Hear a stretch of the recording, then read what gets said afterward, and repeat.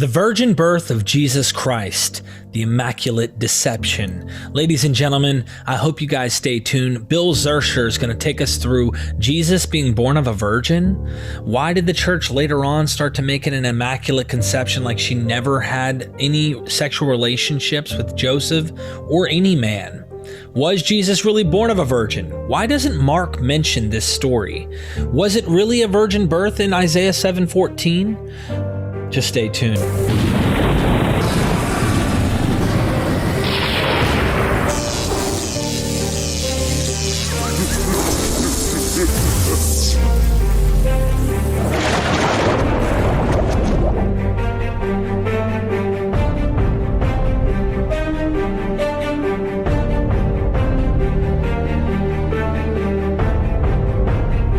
We are MythVision. Welcome back to MythVision Podcast. I'm your host, Derek Lambert. Today, I have a very special treat for you.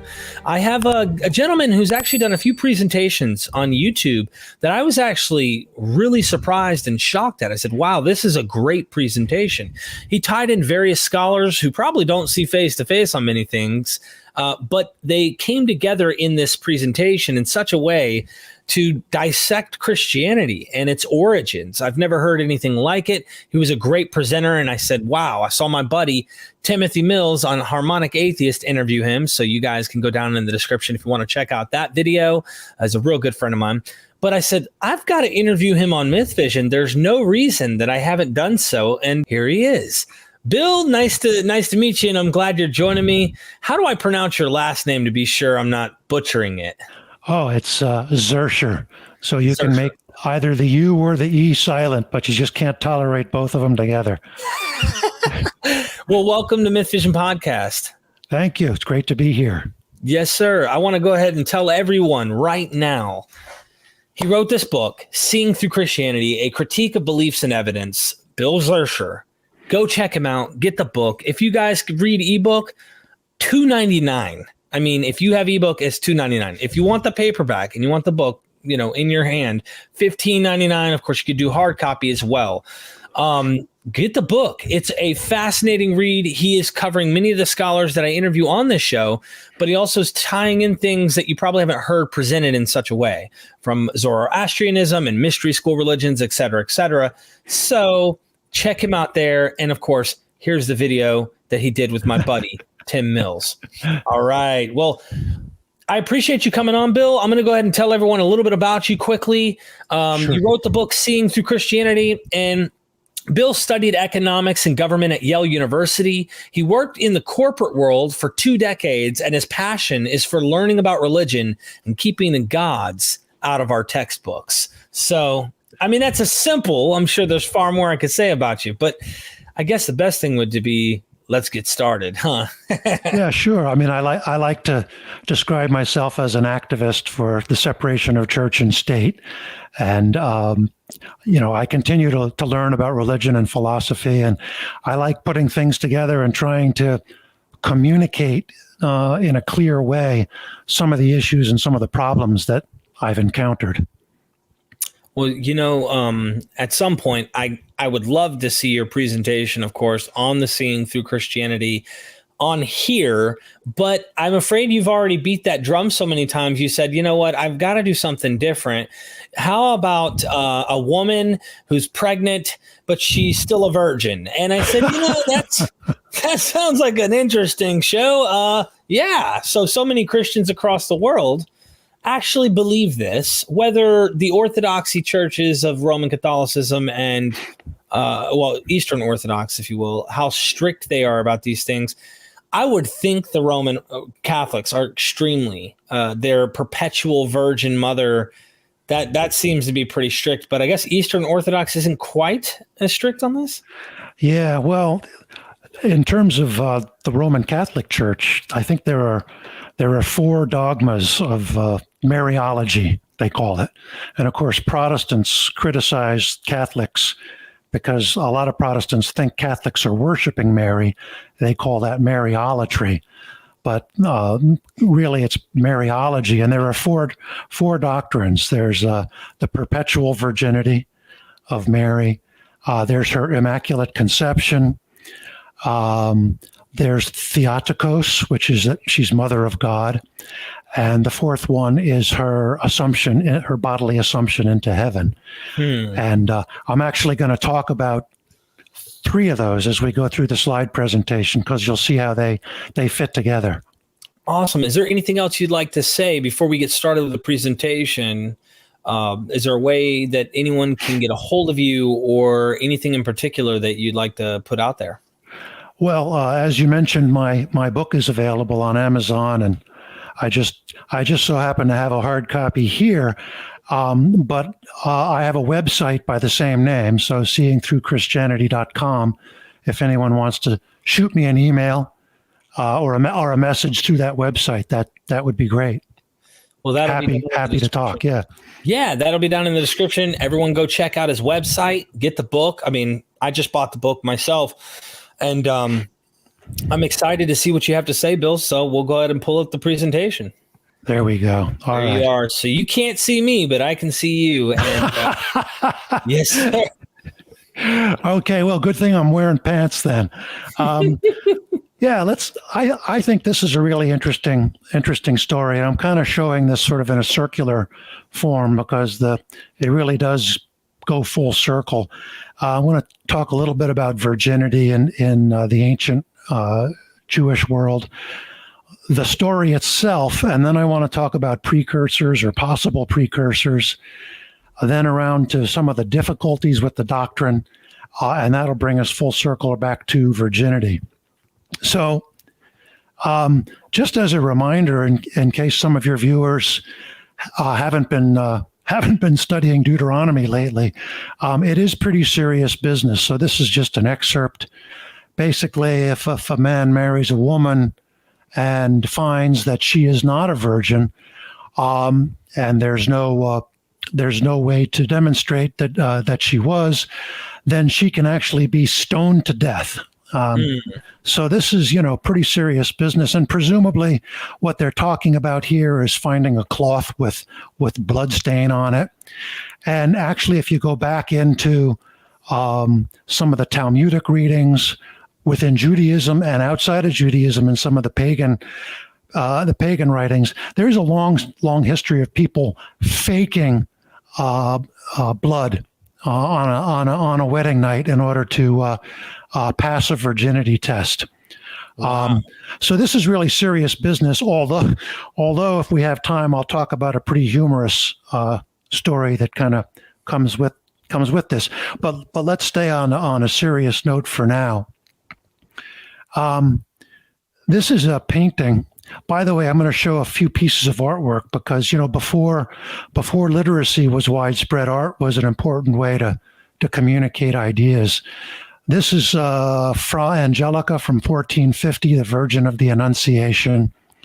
And you can see what's happening here is an angel is informing Mary that she is going to, that the power of the Holy Spirit is going to come on her, and she's going to become pregnant.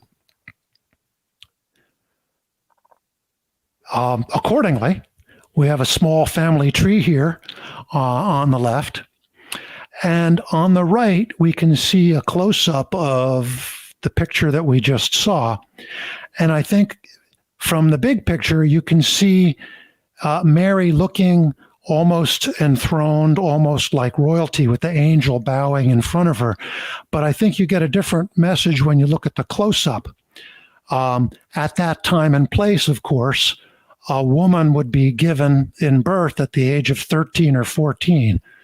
So we have really a pretty frightened young person here.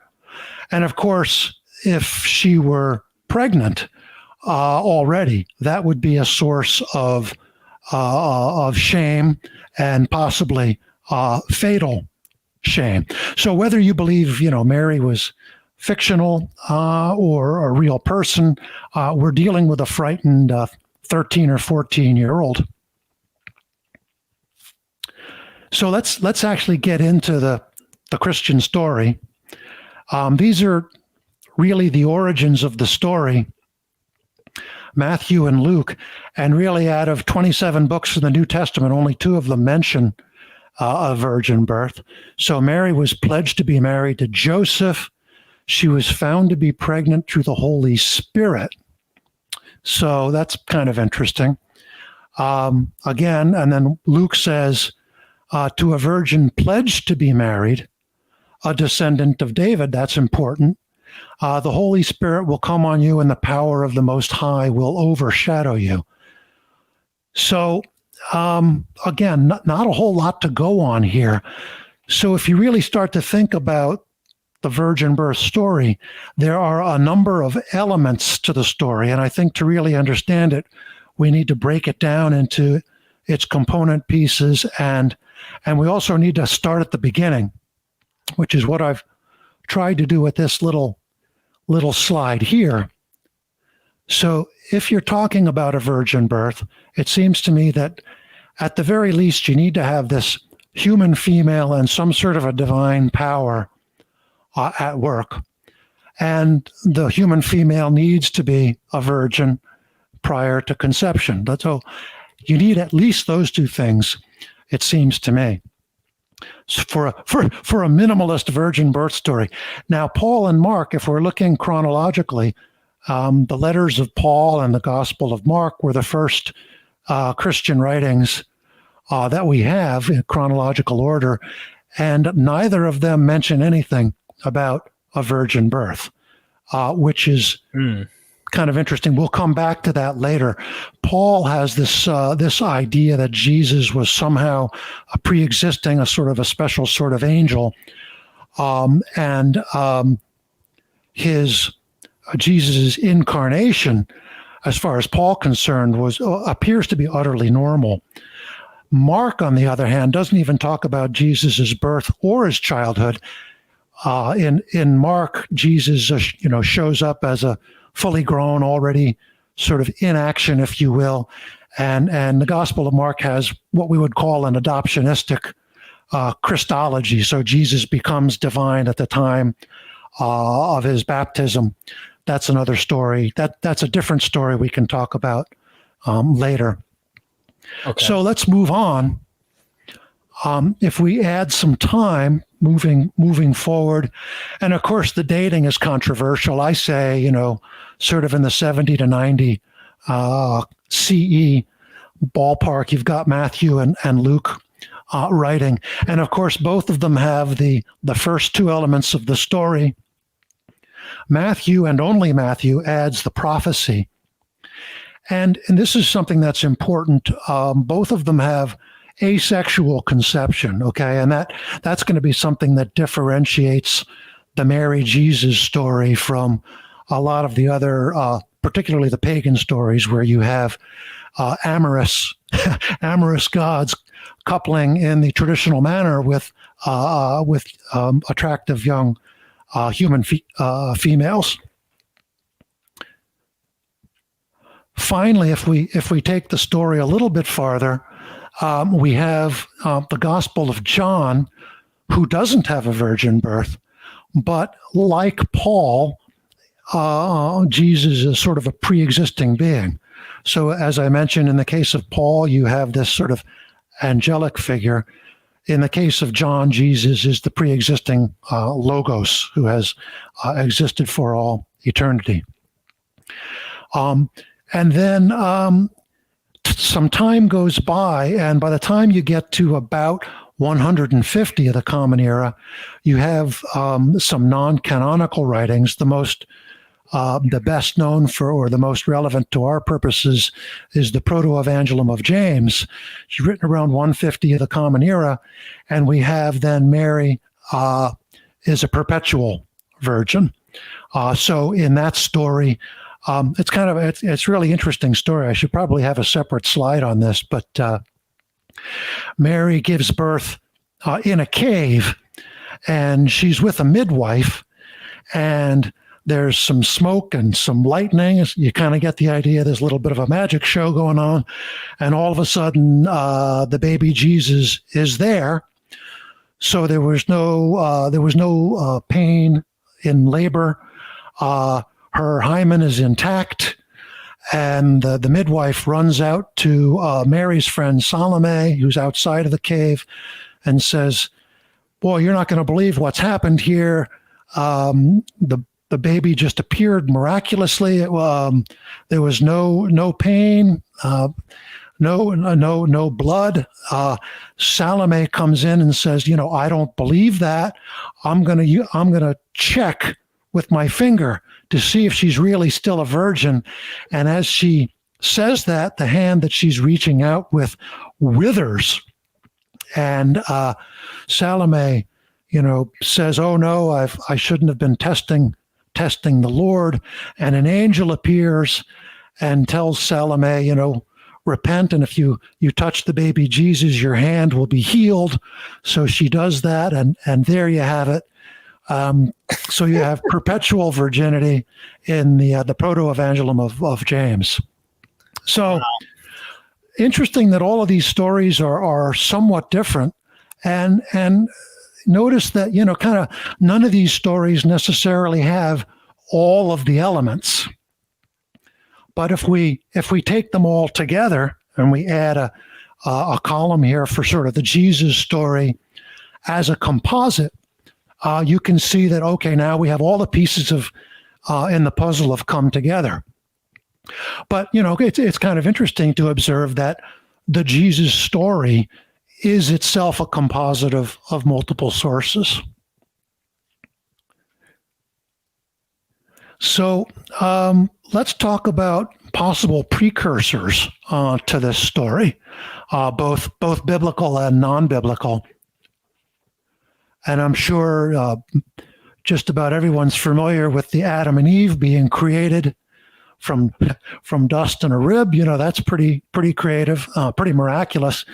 A less well-known story, of course, but kind of a blast. It's only a couple of lines. In Genesis is the birth of the Nephilim, and these were giants or men of renown that came about through angels impregnating human women. It's at least in the biblical tradition, it doesn't seem to work the other way around. In the pagan tradition, there are human men who have impregnated goddesses. But you don't see that in the biblical tradition.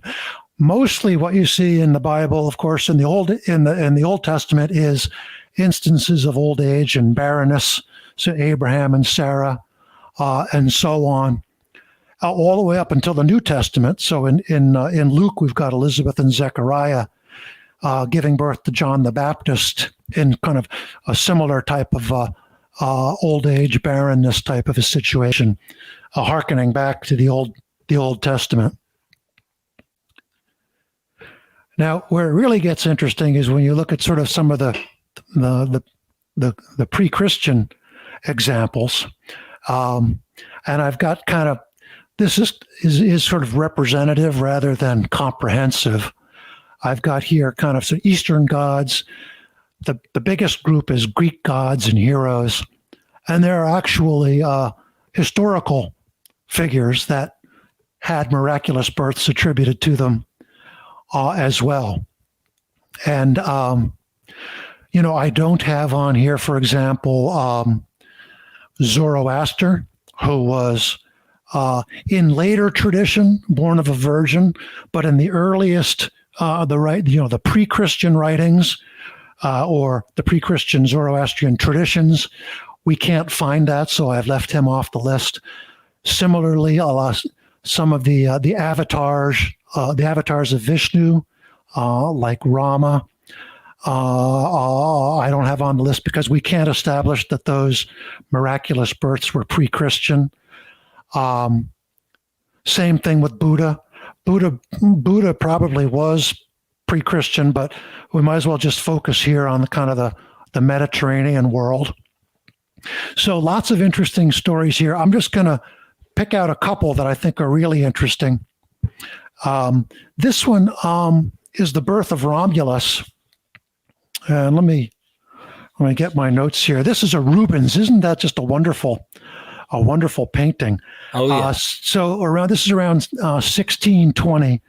So what had happened is that a bad king had usurped the throne, and he killed the rightful king's sons, and he had locked the daughter up with the Vestal virgins in order to prevent her from giving birth to a rival. But Mars saw her and basically came down, had sex with her. So you have a divine power and a human female who's a virgin, but it's not asexual because it's essentially a rape. Later, and then she gives birth to Romulus, and you're off to the races with the founding of Rome, and so on.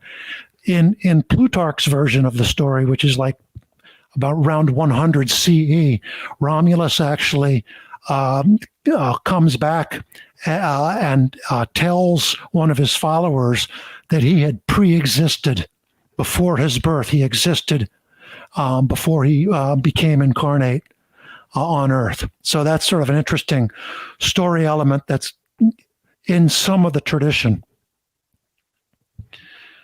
Now, Perseus was really interesting. So the king had heard that his daughter was going to, he had heard a prophecy that his grandson, his daughter's son, was going to give birth to someone who was going to kill him. So he locked her away. Her name was Danae, and he locked her in a bronze chamber. Man, that's got to be a rough way to go. And what happened is, nevertheless, Zeus fell in love with her, or at least was attracted to her, and he came to Danae in the form of a golden shower.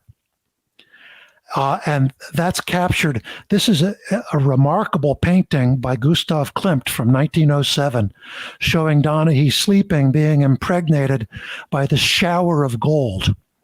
So she gave birth to the Greek hero Perseus. So we have a somewhat asexual conception here. Now let's talk about Hephaestus. This is about the simplest family tree you're going to see. Hera, who is of course Zeus's wife, gave birth to Hephaestus. She got pissed off at Zeus and basically willed Hephaestus into existence without any male assistance whatsoever. So this is like a wine cup. You can see Hephaestus is on the donkey. He had a bad leg, so he's often depicted riding a donkey for transport. And this is Dionysus with the wine goblet there, sort of leading Hephaestus back to Mount Olympus after Hera got pissed off at him. That's another story. But essentially here you have completely asexual conception. And another really interesting aspect of this is that there's a virginity or a perpetual virginity tradition with Hera. Of course, if you read the story, she had lots of sex, but she bathed every year in a spring called Canathos, which restored her virginity. So very interesting. She was highly sexually active, as the survey takers would say these days, but she restored her virginity on an annual basis.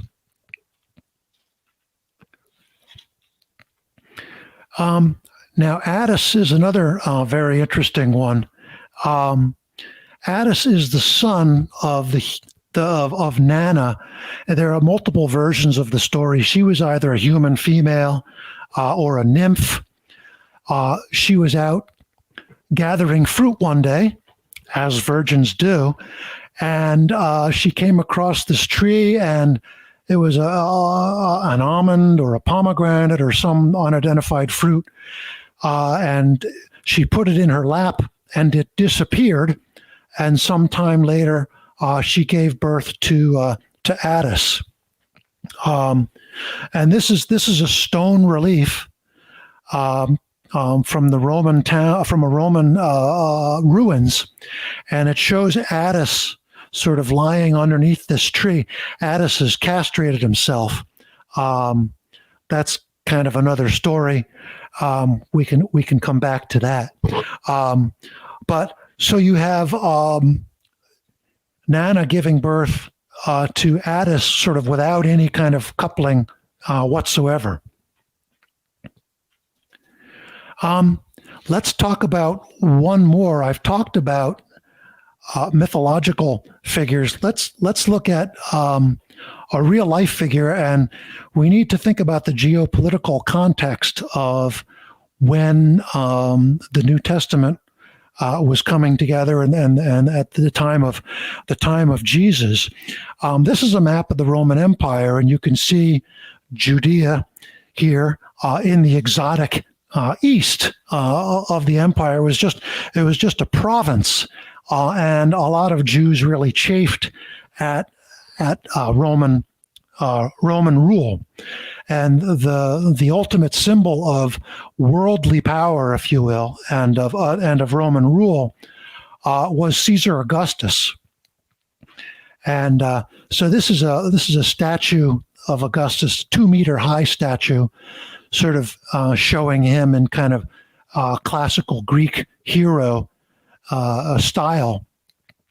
And there are his earthly father was Octavius, but there's a legend that his mother went to sleep in the temple of Apollo, and while she fell asleep, the god Apollo came to her in the form of a snake, and in due course, Augustus was born. And that's really a takeoff, if you will. He's really ripping off Alexander the Great and Scipio Africanus, who was the general who defeated Hannibal. So he was a hero for saving Rome in that respect. So looked at from this point of view, you can see Augustus as sort of co-opting a long line of nativity propaganda.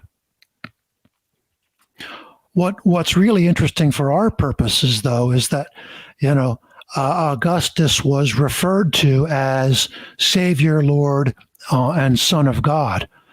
And so all of these terms applied to him in one way or the other. So he was a savior because he brought an end to the very destructive war with Antony and Cleopatra.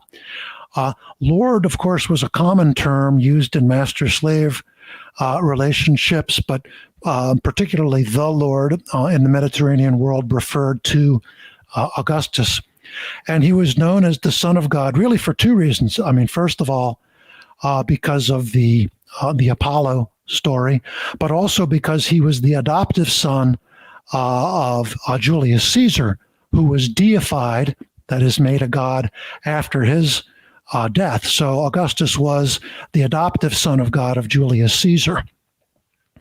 All great stuff. So let's check out our scorecard here. Along the left, you can kind of see those same elements that we talked about in terms of the Jesus story. And we can look at the folks I talked about as sort of ticking some of these boxes. And in some cases, we have kind of partial matches. But again, you can see that if you look at all of these stories taken together, one way or another, all of the boxes are ticked. So you have all of the elements of the Jesus birth story were present in the Hellenistic world. Now, does that mean that the Jesus story was borrowed from these elements? So that's a fun question. And kind of, we can kind of look, well, yeah, there's some yes and there's some no. On the yes side of the story, we have, miraculous births were a common belief in the Greco-Roman world. And Matthew and Luke wrote in Greek, and they would have known those stories. The way people learned Greek was by reading and writing Homer and Hesiod and those classic stories. On the other hand, folks will argue back, well, that no story is exactly like the Mary Jesus story.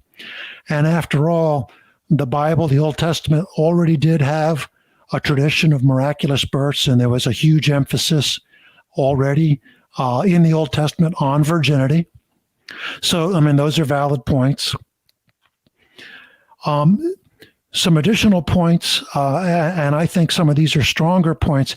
You know, we talked about the silence of Paul and Mark, and now we have Matthew and Luke coming along writing just as more Gentiles were entering the Jesus movement. So those Gentiles may have been expecting some sort of miraculous birth as a sign that their new Lord was indeed special. And another interesting point is that, you know, you need the incarnation for Christianity to work, but you don't really need the virgin birth. So you need God to become man, so God can sacrifice himself as an atonement. But there's a lot of other ways that God could have become man. It could have been incarnated by a woman who was not a virgin. He could have been spoken into existence, if you will, sort of creation ex nihilo. Or he could have been made out of clay, like Adam was. And we'll come back to the Adam parallel, because that's important. So the virgin birth wasn't necessary. That suggests, well, maybe it was an add-on in order to appeal to the Gentile audience. You know, on the other hand, the Jews tended to be non-syncretistic with their religion. And there's also some inconvenience brought up, which I'm going to talk about in a bit, about the Messiah story being incompatible with the virgin birth story. So how do you stitch those two stories together? So I tend to, to come out with the view that, that Matthew and Luke were part of the Hellenistic culture, and that they took these story elements, particularly the virgin birth story element, as a way of appealing to the Gentile audience.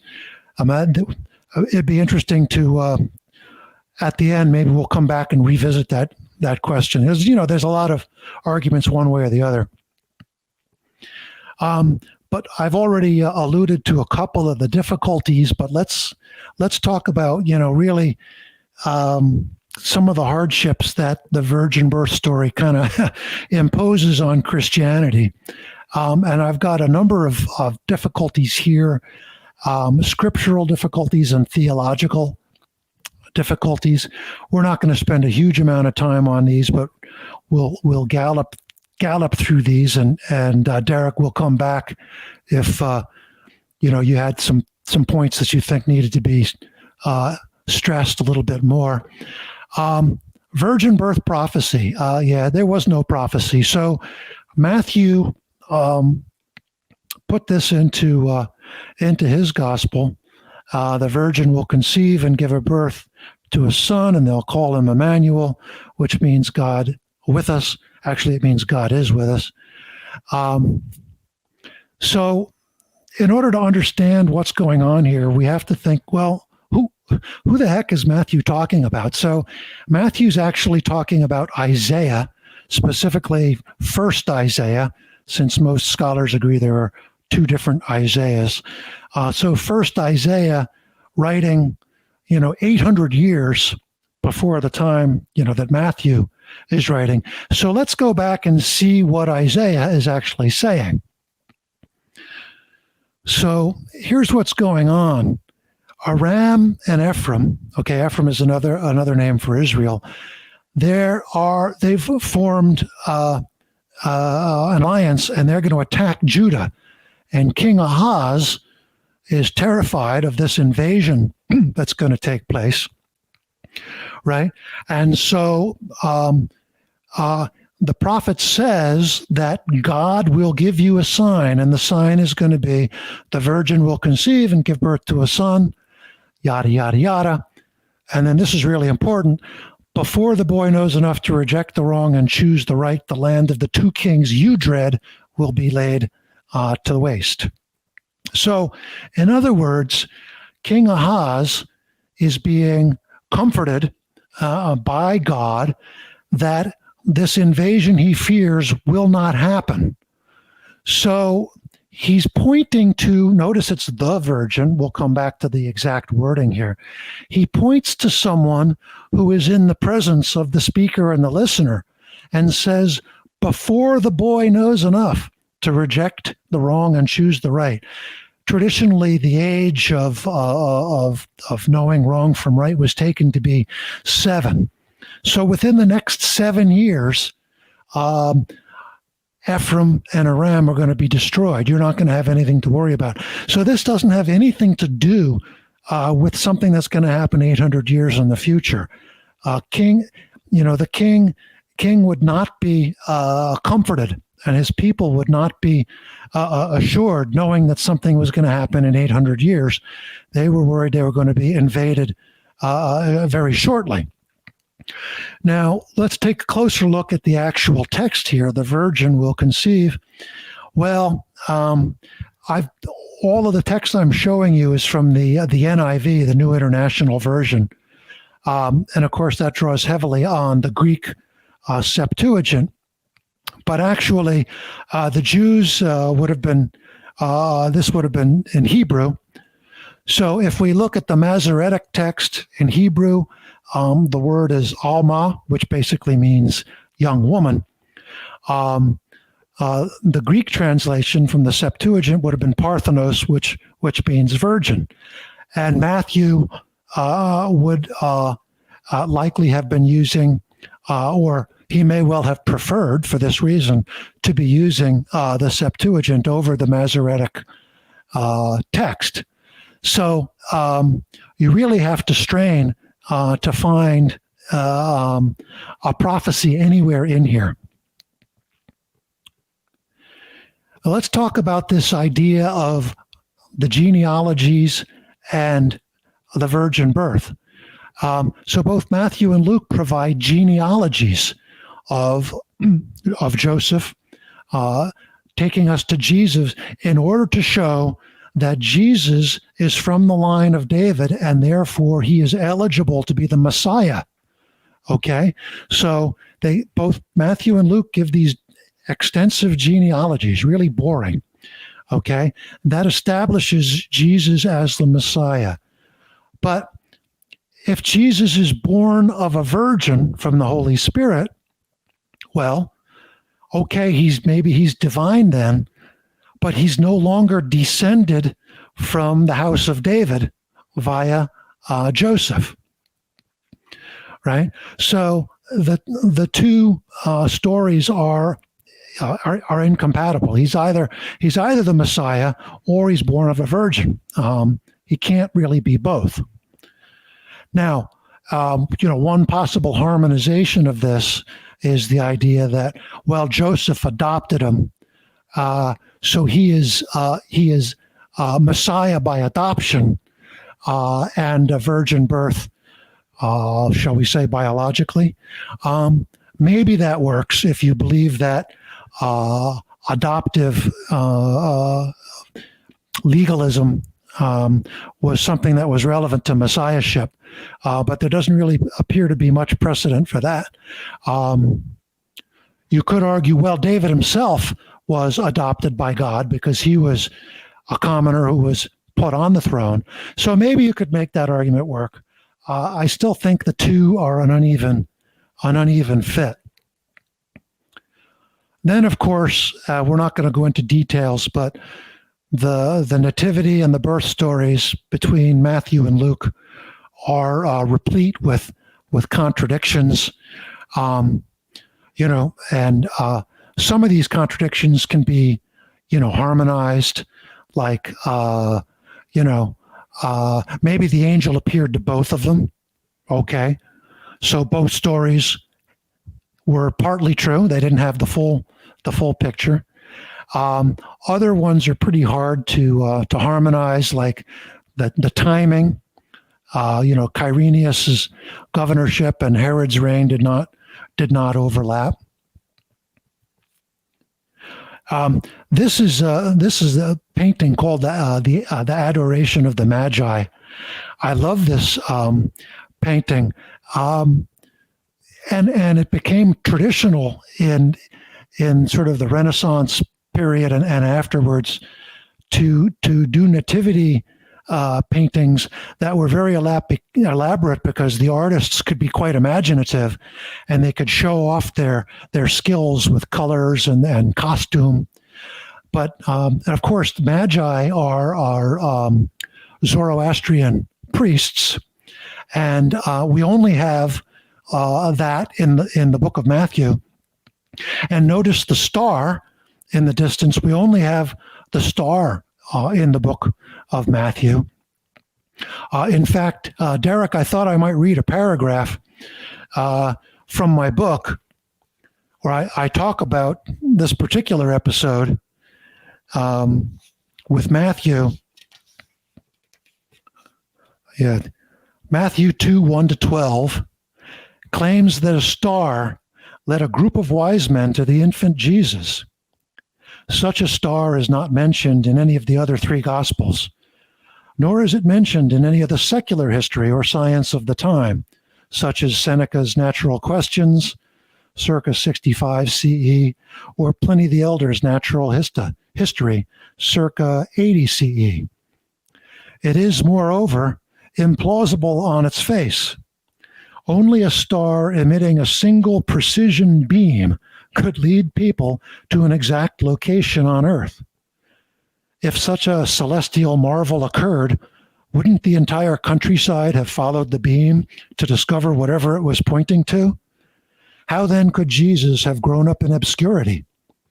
And wouldn't it have been easier for Herod's soldiers to follow that same star rather than kill every boy under the age of 2?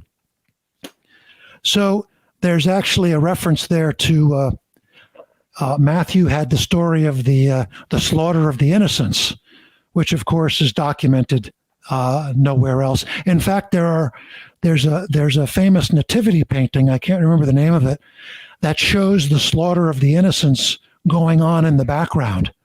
So an attempt to sort of bring all these Matthean elements together. So yeah, the next problem we want to think about is this issue of, well, if Mary were a perpetual virgin, then how do we explain the fact that Jesus had brothers and sisters?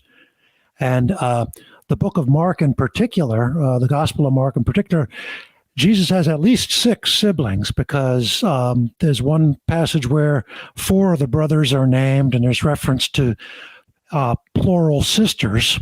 So that's at least 2, so 6 in all. And of course, we've got the traditional sexism there that the males are named, and the females, not only are they not named, but they're not even enumerated. But let's leave that subject. So how do we deal with that? And there are several traditional approaches.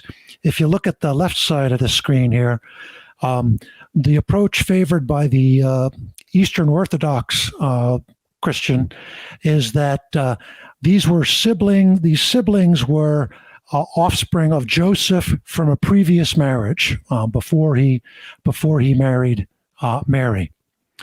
There's another tradition that says that John the Baptist's parents, Elizabeth and Zechariah, well, it says that Elizabeth was a sister of Anna. It's not biblical, but that's a tradition, which makes John the Baptist then some sort of a cousin. And so John the Baptist's brothers and sisters would have been cousins. And so when the gospel refers to Jesus' brothers and sisters, they were using the term in a looser, broader sense. And then finally, most Protestants are happy to say that Mary was not a perpetual virgin and that Jesus' siblings were indeed brothers and sisters from Mary that came along later.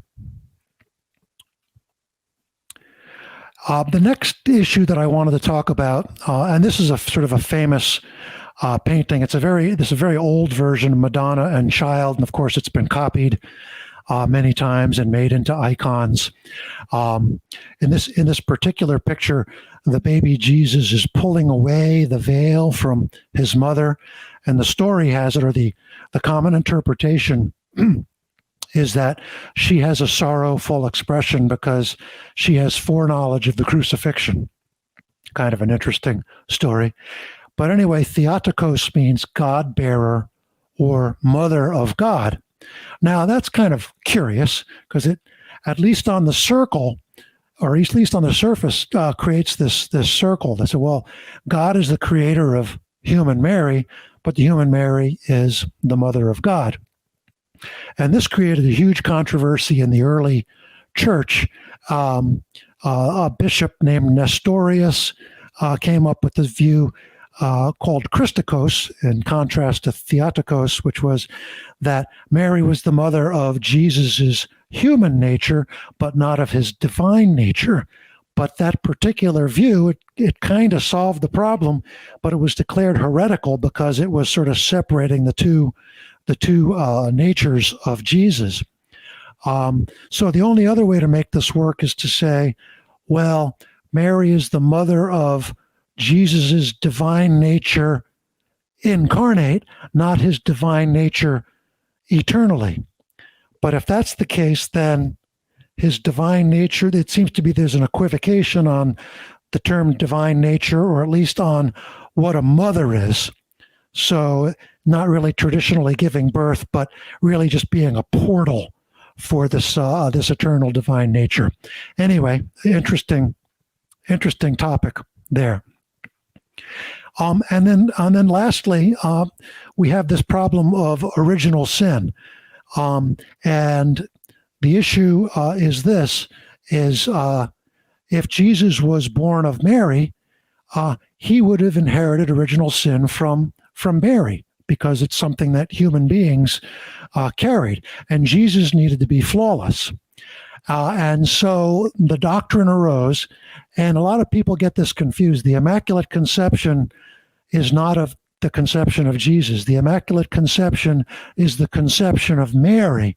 So when her parents conceived her, God made a one-time intervention in the propagation of original sin and prevented Mary from catching it, if you will. And so Mary didn't have original sin, and consequently Jesus did not have original sin. Of course, the obvious question to ask then is, well, if God could do that for Mary, why didn't he just sort of do that for everybody? And then he could have avoided the whole incarnation, crucifixion rigmarole. But that's another question. So those are some of the difficulties with the doctrine, and that really brings us full circle to, well, what have been the implications or the consequences of this set of beliefs? And just as a reminder, early on, sex was for reproduction, right? God said, "Be fruitful and multiply." There was nothing wrong with being naked. So these were kind of the earliest views. The fall in the Garden of Eden was because of disobedience. It wasn't because of sex. But about 4 or 5 centuries after the time of Jesus, a different and sterner view came into being. This was really the view of Augustine. Christians call him Saint Augustine. And I just love this picture. This is by Botticelli. And it's Augustine in his study. And you can see how oversized he looks. I just love that. And Derek, you mentioned something about pulling back the curtain earlier. Here we see the doctrine being created. Sort of the oversized image of Augustine is really indicative of his importance in Christian theology. Now, Paul had this idea that this original sin of disobedience brought suffering and death into the world. But around 400 CE, we have this idea being elaborated upon by Augustine, in which the disobedience has really corrupted humans' nature, and it's propagated by sexual intercourse. So Augustine really sexualized the fall. He linked disobedience with sex, and he had this really interesting take, particularly on male sexuality. He was dismayed by how the male sexual function occurs. And he had this view that sexual arousal was something that was not intended. So in Eden, sexual arousal on the part of the male was just like raising or lowering one's hand. So arousal wasn't required. As a result of the fall, what he called concupiscence, or this sexual lust, then was both evidence of and punishment for human transgression in Eden. And so the message coming out of all of this was that celibacy is better than sex, and of course, virginity is the best of all. And as this view developed, there came to be this idea of Mary as the second Eve.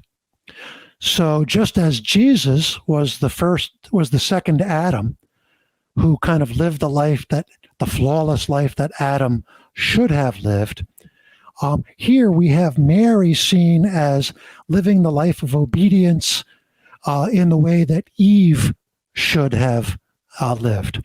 So Mary is the second Eve, and you can see here in this picture, you can see Mary is on the left and Eve is on the right, and they've got this tree with the serpent, and you can see that the fruit of the tree of Eve is death. You can see the skull there, whereas the fruit of the tree of Mary is life through the crucifixion, ironically, via death.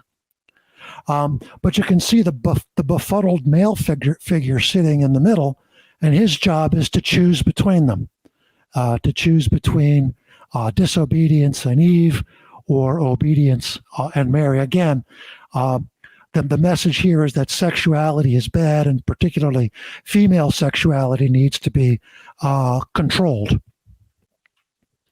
So again, yeah, there's something about Mary. We come full circle.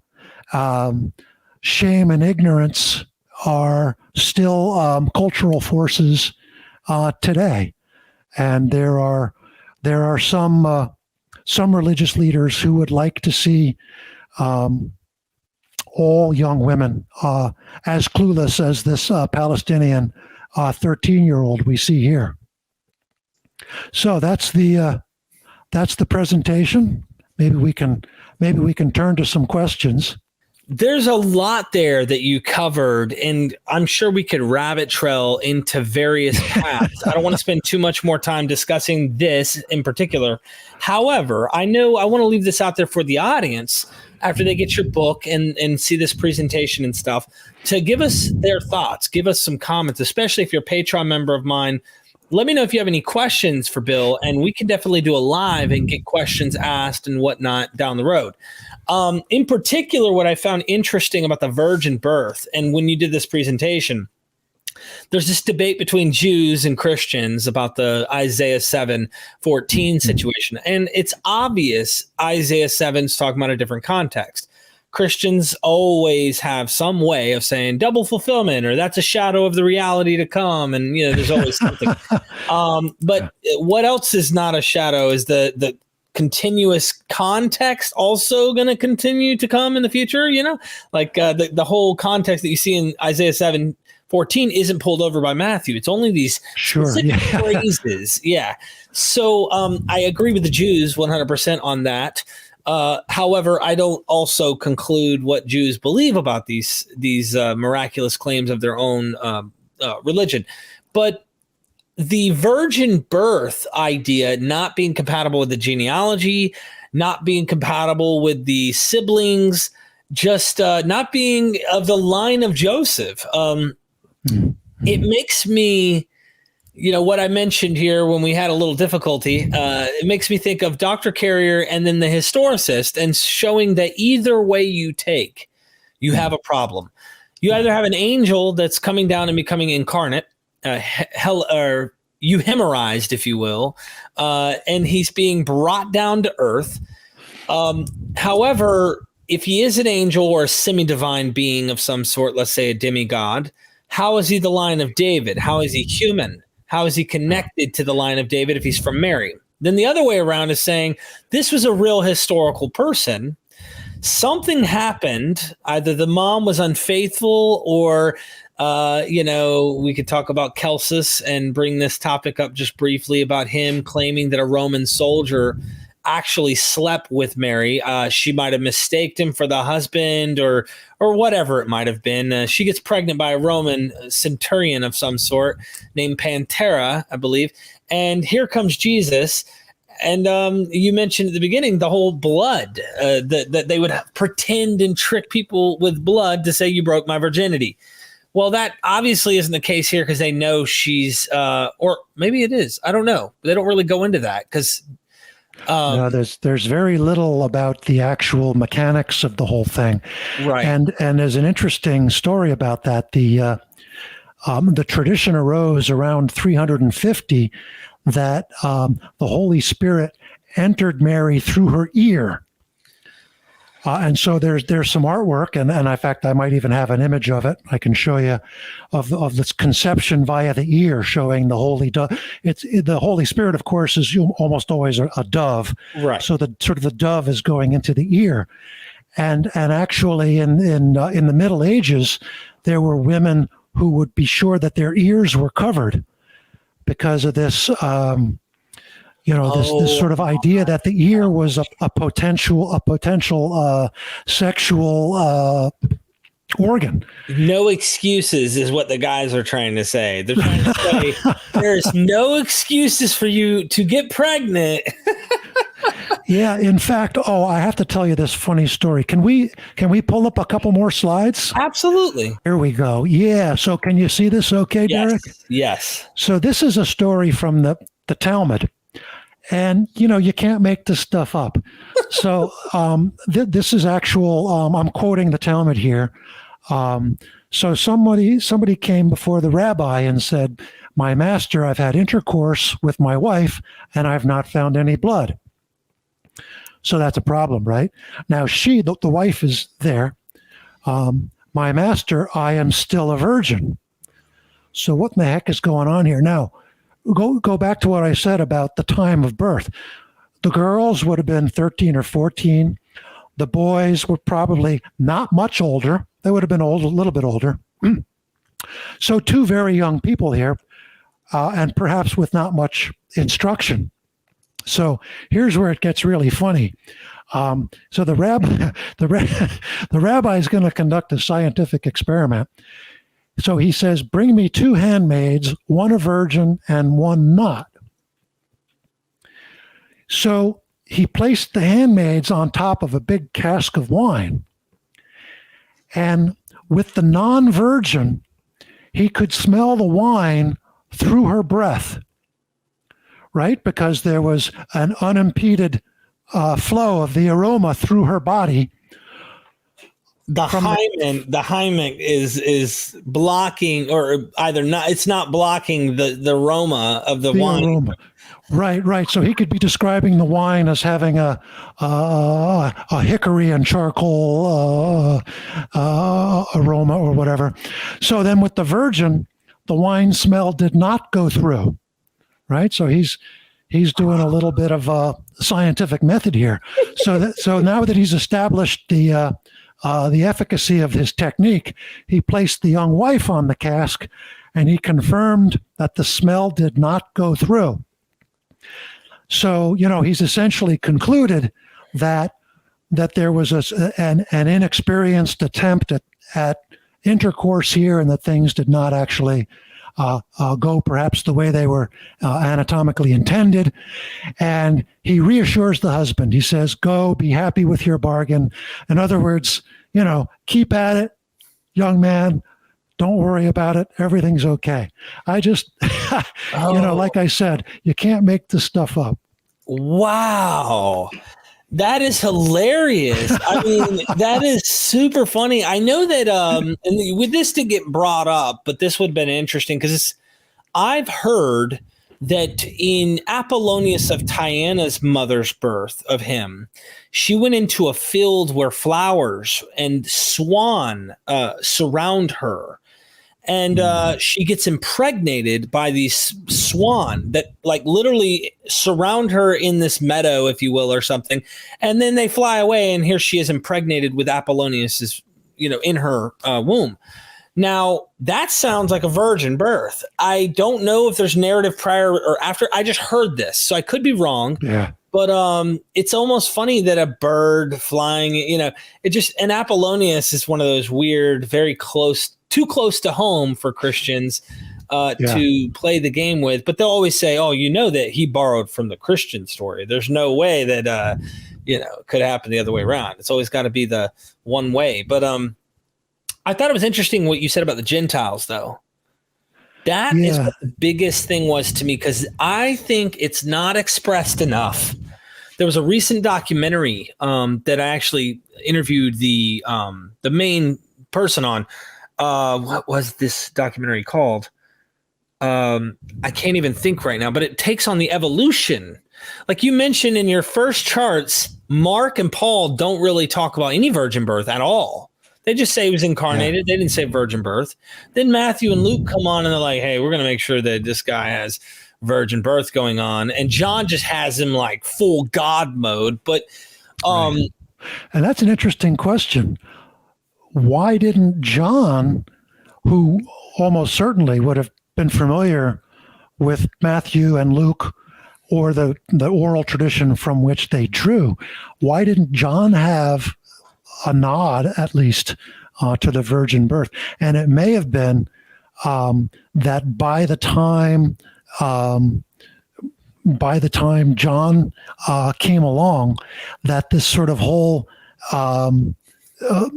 Messiah virgin birth issue had kind of become a non-issue for the Gentiles, and that people were talking about the eschaton. Pardon me. People were talking about the eschaton as a sort of a supernatural thing, as opposed to a coming of God's kingdom on earth. That is super important, because John does have he has realized eschatology taking place, and whereas Matthew and Luke seem to be looking forward to a soon, Luke seems to sometimes sound realized, like the kingdom of God is in you and things like that, but it sounds like realized eschatology. And then Matthew and Mark are still anticipating what appears to be any day now. It's the most, but any day now. Then John's almost like, it's here. It's almost like he spiritualized the failure of the apocalypse. But exactly.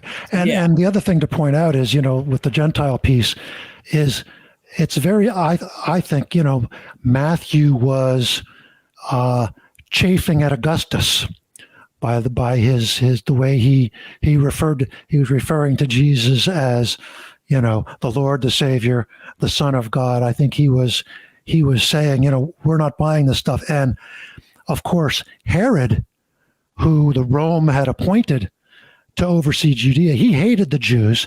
And one of the first things he did is he brought shields into the temple that said something about the divine Augustus. So talk about being in your face with the Roman the civic religion being imposed on the Jews. So it would be natural for Matthew to be creating a counter polemic. This is interesting because this ties into the virgin story, but I want to bring this to your attention just to see what your thoughts are, especially since you've really immersed yourself in this whole thing. You might find this interesting. I had interviewed Rabbi Tovia Singer, who's a Jewish apologist.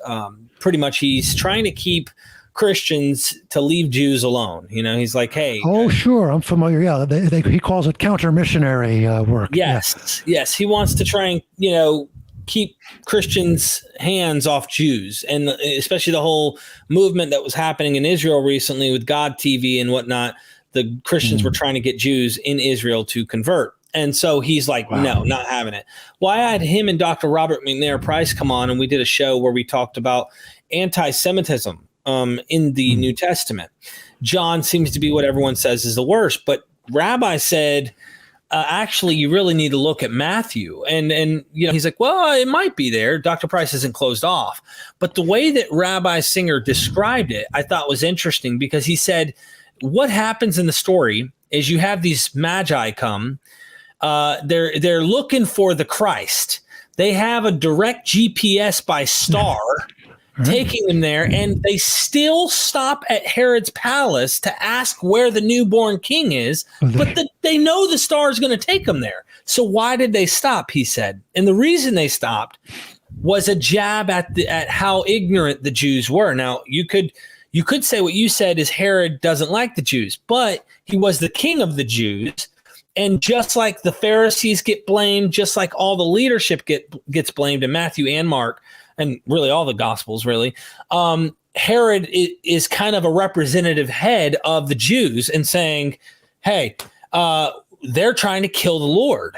And it's an anti-Semitic message. And so he said that, notice they stop, and then he wants to kill them. And they're like, well, we'll let you know if we find them. And they go off to find the Lord, and they give him the gifts and everything.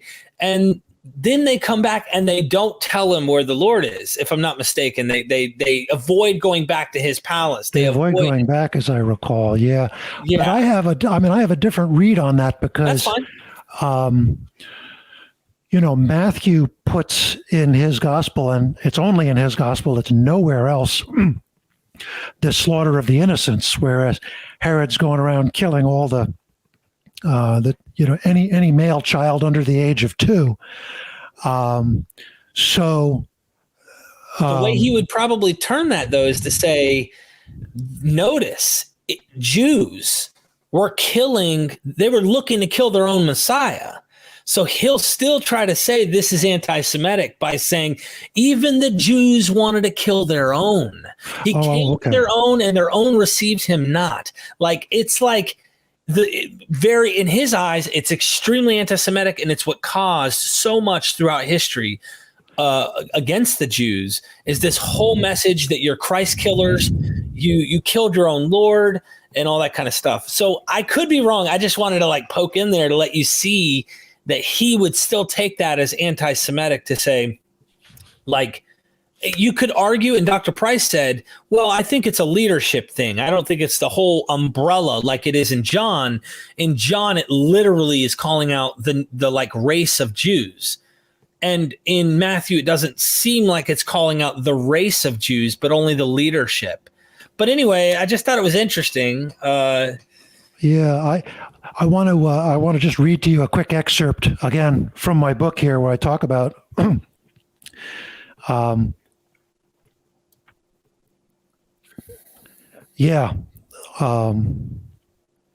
this is interesting. So, consider Christianity's interpretation of the Jewish Bible / Old Testament as a text whose meaning can be understood only retroactively through the lens of Jesus's career. The Jews' refusal to interpret their own scripture the way that Christians want to interpret it constitutes a challenge to the Christian interpretation. For Christianity, a viable alternative interpretation is a source of insecurity. A healthy and vibrant Judaism living that alternative interpretation imperils the entire Christian worldview. The Jews had to be discredited, and the men who wrote the Gospels obliged. The author of Matthew put into the mouth of the Jewish mob the cry, "His blood is on us and on our children." So that's really, that's pretty damning right there to me. That's quite damning. But this virgin birth thing, it's apparent that this is a non-Jewish concept that's being brought in though he is trying to do this genealogy thing. Why do you think they did that? Do you have any hunch on what you think the genealogy is there for? Well, I just think that early on in the oral tradition, there was a strong element of Jesus being the long-promised Messiah. And so in order to have those credentials, you had to be born of David, of the house of David. Or, as later apologists would put it, adopted into the house of David. Yeah, so it's interesting. Yeah, I mean, you can argue that both ways. It's so weird because Paul in Galatians 3, which goes really early, he is making this wild case. What appears to be arguing with whoever's in Galatia, which may be Jews in the diaspora, but might be just Gentiles, and he's saying to them, you are there was a promise to Abraham that the nations, and that you are the seed, because the one seed, not seeds plural, like peoples, is Christ of Abraham. And how can it be if he's not an actual descendant? Well, then again, you could argue, well, he's from Abraham, he's not from David. But it just blows me away. Like he's trying to constantly make cases that he's from Abraham. Oh, and he's also from David. But how's he from David? He's not Joseph's son. They should have fabricated a Mary lineage. And I think in the Hellenistic age, Jews were making matriarchal connections more common, not just patriarchal. I could be mistaken here, but I think Romans were more matriarchal in their connecting of things, which might be why the pagan church made Mary into what she was. Could be. I don't know. But I'm just throwing ideas out there to get your thoughts on it. Yeah, there's a lot there. I mean, I want to go back to this adoption idea. Okay. It was in the Roman Empire, adoption was really important. In fact, the adopted son was off. That was the way successors to the emperor were chosen. Like the emperor would adopt some promising young man, and that would become his son, and he'd become the next emperor. But I'm not aware that was the case within Judaism. I mean, you could make the case that there are some examples, but as you point out, and I talk about that question of interpreting seed versus singular versus plural in my book. I mean, you can't get much more biological than that. I mean, that's really an anti-adoption piece of information. So yeah, I mean, that's what makes it interesting. It just this stuff has so many levels to it. It does. And that's what that wrestle between historicists and mythicists never ends, because is there really a guy? Or was he just a celestial? What's up? Go ahead. My view on that, since we need to wrap up here pretty quickly, but yes. The kind of people ask me, well, are you a mythicist or are you a historicist? And my view is, well, if you're a mythicist, what you're saying is 100% of the story is made up. But if you believe, as I do, that Jesus was probably historical, but that 90% of the story was made up, it's not really that big a deal whether 100% was made up or 90% was made up. That's true. So I don't get real excited about that. Either way, a lot of it's made up.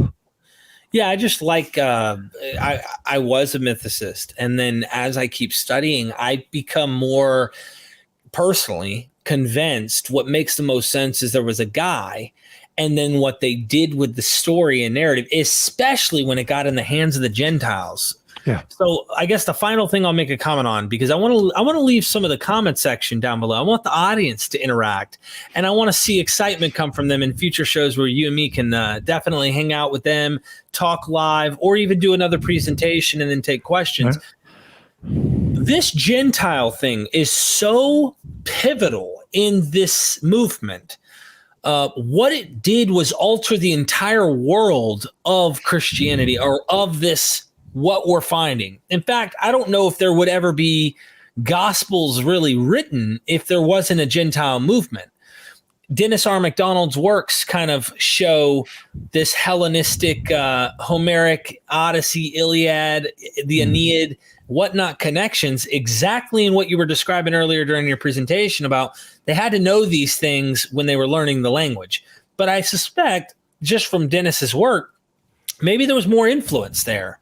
And if there was influence, not just from reading about Homer, but let's make Jesus better, a better version of the Hebrew characters in the Old Testament, a better version than the pagan characters.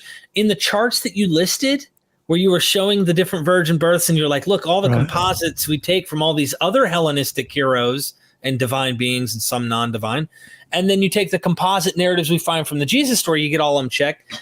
Well, in the reverse order, you get the same thing. And I wonder if they're making Jesus better than all of them by checking off every box and then compositing or putting together this narrative. It's just fascinating. So what influence would you say the Gentiles had on the virgin, this whole virgin birth? And then we'll end it. Yeah, I mean, because you get into all sorts of debates about the dating of when these things were written. But I talk about in my other presentation, the huge event was the siege and destruction of Jerusalem in 70 AD. So the leadership of the Jewish wing of the Jesus movement was pretty much obliterated, and it became Paul's product at that point, and Paul was taking the message to the Gentiles. And you can even sort of read Paul bringing money to the Church of Jerusalem. You can kind of see that as basically buying the Gentile franchise. And and Paul was very much a cosmopolitan. He was a Roman citizen, fluent in Greek. Clearly an impassioned proselytizer, and he was living with these Gentiles from a certain point forward. And so his own perspective, not to mention what they heard, wasn't only what he said, but what they heard and what they made of what he said. That all became then, the snowball that rolled down the hill. And here we are. There's so much I would love to just talk with you about, Bill. This is amazing. You really shocked me with this presentation and thinking about the impact that Gentiles may have had on the entire narrative.